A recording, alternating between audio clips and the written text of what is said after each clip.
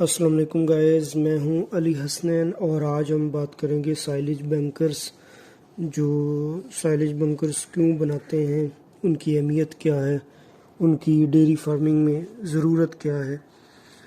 तो सबसे पहले बात करेंगे साइलेज बंकर की अहमियत।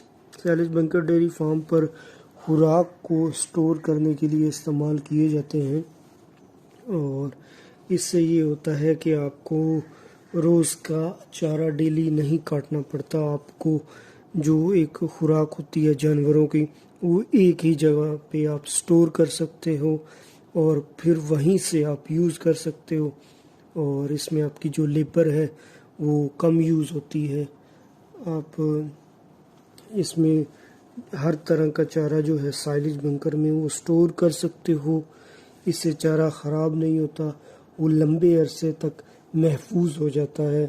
आपको जो खेतों में चारा खड़ा नहीं करना पड़ता और आप पूरे साल का जो चारा होता है वो एक ही जगह पे एक ही टाइम स्टोर कर सकते हो।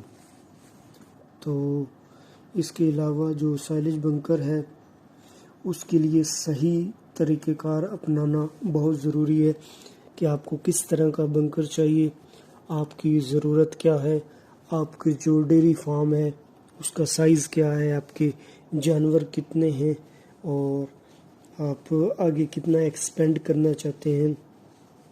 तो आपने उस लिहाज से साइलेज बंकर की जो कैपेसिटी बनानी है।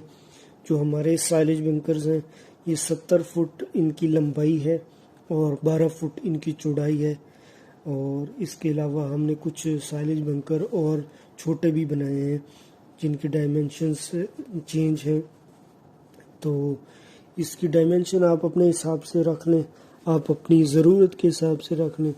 और इसमें जो हमारा एक बंकर है उसमें तकरीबन 1500 जो है मन वो साइलेज आ जाता है। तो 2 टन तक आप कर लें, 2 टन तक आसानी से 70 ज़रबे जो 12 है ये बंकर, इसमें 2 टन साइलेज बड़ी आसानी से आ जाएगा। तो साइलेज बंकर जो आपने जब चूज़ करना है तो उसके लिए आपने अपने जानवरों की डिमांड, साइलेज बंकर्स की सफाई बड़ी ज़रूरी है। अगर आप साइलेज डालने वाले हैं तो उसकी अच्छी तरह सफाई कर दें बंकर की, और सफाई करने के बाद आप उसमें नीचे तूड़ी डाल दें और साइलेज, ताकि जो साइलेज नीचे से ख़राब ना हो, लगे ना। इसी तरह आप अगर साइलेज बंकर्स जो हैं उनको पैक करने लगे हैं तो उसका भी एक प्रॉपर तरीका है। जो हमारा पैकिंग का तरीका है वो बड़ा यूनिक है। हम सबसे पहले नीचे से झाड़ू लगाते हैं जो बैंकर होता है और उसके बाद उसके नीचे तूड़ी डालते हैं, साइडों से शॉपर या प्लास्टिक डाल देते हैं दोनों साइडों से। आपने जो 20 फुट चौड़ाई वाली है प्लास्टिक वो आपने लेनी है।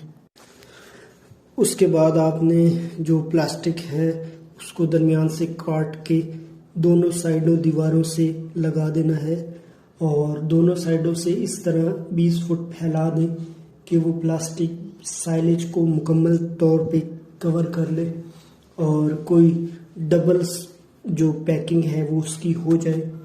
और पैकिंग के बाद आपने ऊपर शॉपर डालने से पहले जो है आपने एक धड़ शक्ल का एक सर्कल टाइप ऊपर से बनाना है, ताकि जो एक ढलवान हो दोनों तरफ और जो पानी है बारिश वगैरह का वो साइडों पे लुढ़क जाए, ऊपर ना खड़ा हो जो साइलेज के, ताकि वो साइलेज के अंदर सीपेज ना हो और साइलेज ख़राब ना हो।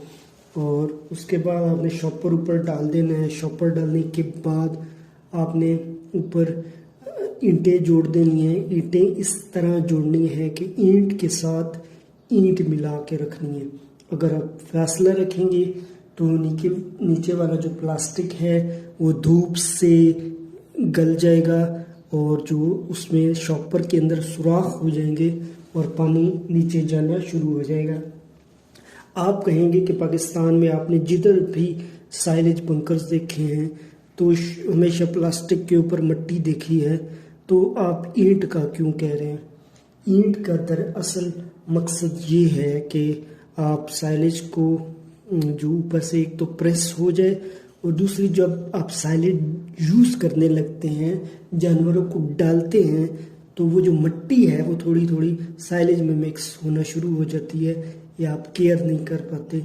तो उसका बेस्ट तरीका ये है कि आप उसको ऊपर से ईंटें रख दें।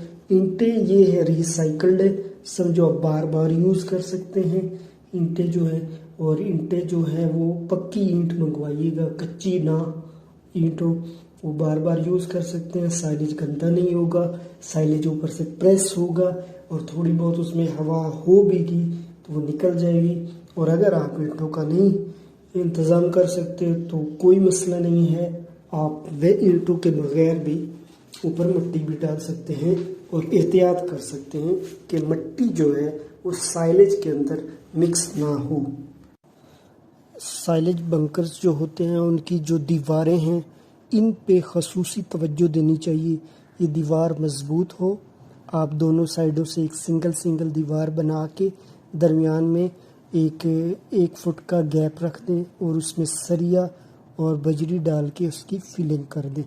इस तरह जो आपका बंकर है, इसकी दीवारों पे जो साइलेज का प्रेशर पड़ता है उसकी वजह से दीवारें इधर उधर झुकाव नहीं करेंगी और अपनी जगह पे फिक्स रहेंगी।